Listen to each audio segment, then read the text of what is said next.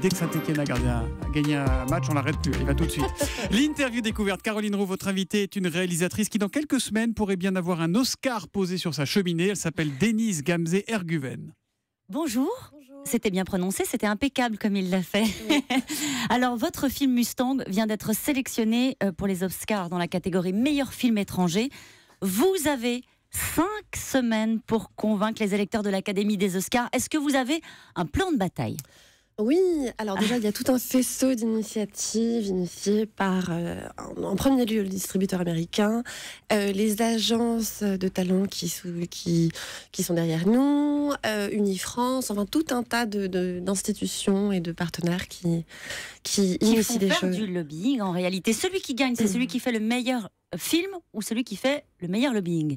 Les deux. Ouais. Non, il y a quelque chose où, bon, déjà, le plus important est de faire voir le film le plus possible et d'essayer de le soutenir, de le faire résonner le plus possible. Vous, votre rôle à vous, pendant ces 5 semaines, ça sera quoi ?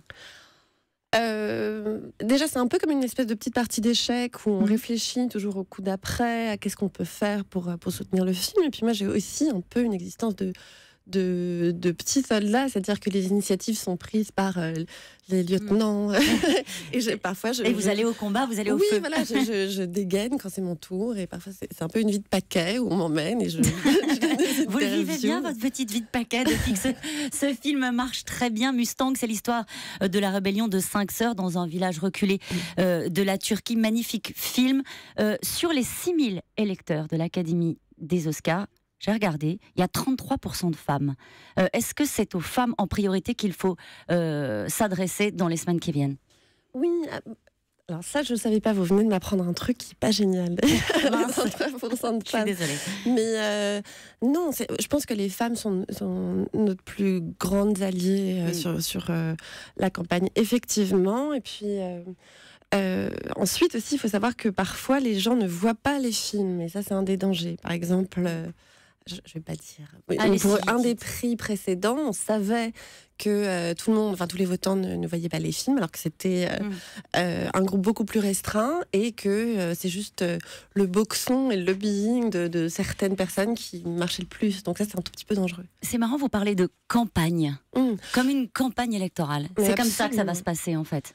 Il y a quelque chose qui ressemble énormément à une campagne électorale. C'est-à-dire que je me suis retrouvée à Faune, comme François Hollande, à plusieurs reprises. On parle du petit matin jusqu'au soir. Enfin, il y a une espèce de manière de marteler les choses. Et parfois, j'ai pensé à Hillary Clinton aussi, qui, j'avais entendu qu'elle répétait sans jamais se lasser, avec le sourire, les messages qu'elle voulait faire passer. Et parfois, c'est un peu de cet ordre-là. Denise Gamze-Erguven, je rappelle que votre film Mustang est en compétition pour les Oscars. Est-ce que vous avez demandé des conseils à Michel Hazanavicius ? Non. Vous allez le faire ? Vous avez des bonnes idées ce matin. En fait, ouais, j'ai un peu travaillé. Il faudrait le faire, pourquoi pas ? C'est une très bonne idée. C'est votre premier film. Oui. Vous avez déjà fait Cannes, ça s'est très très bien passé. Le festival de Palm Beach, maintenant les Oscars. Alors ceux qui vous écoutent ce matin... Palm Beach, non, c'est autre chose. Il n'y a pas de plage. Ça doit être pas mal aussi, le festival de Palm Beach. Pour ceux qui seraient agacés par votre réussite, en disant c'est quand même incroyable, elle est jeune, elle n'a pas 40 ans, elle a un film qui va aux Oscars, ça a quand même été dur au début. Non, alors, même pas. Je ne sais pas, ceux qui sont agacés par ma réussite, je les vois pas. Enfin, moi, je m'entoure de gens extrêmement bienveillants. Je n'ai pas affaire à eux, donc je n'y pense pas non plus. Mais c'était quand même compliqué au début, pendant 8 ans. Là où c'était compliqué, oui, pour faire un premier long métrage, pour moi, la route a été longue, effectivement. Bon, le film, vous êtes franco-turc. Votre film, il est porté en France. On le fait ce matin d'ailleurs avec vous. Est-ce qu'il est porté en Turquie de la même manière ? Non. Au départ, en Turquie, d'abord, les opinions sur le film étaient extrêmement polarisées. Il y avait les pour et les contre. Et ensuite, il est un peu passé à la trappe en salle.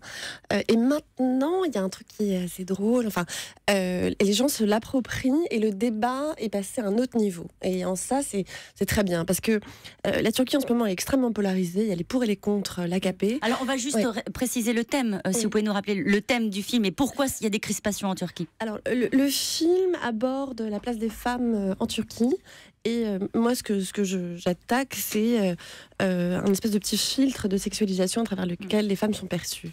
L'air de rien, on remet en question quand même des choses qui sont très très bien installées dans la société turque, mais qui pour moi devraient être l'objet de discussion, enfin de réflexion et tout ça. Sauf que c'est inconfortable pour tout un tas de gens. Bon, en tout cas, en France, il est porté. Qu'est-ce qu'on vous souhaite? Le meilleur et une belle campagne. Lâchez rien. Hein. Vous viendrez nous le montrer si vous l'avez, l'Oscar. On n'en a jamais vu en vrai, nous. Mais on n'y est pas encore et je suis superstitieuse. D'accord, on arrive. Merci beaucoup d'avoir été mon invité ce quand matin. Même. On arrive. Merci et belle vie de paquet alors à vous.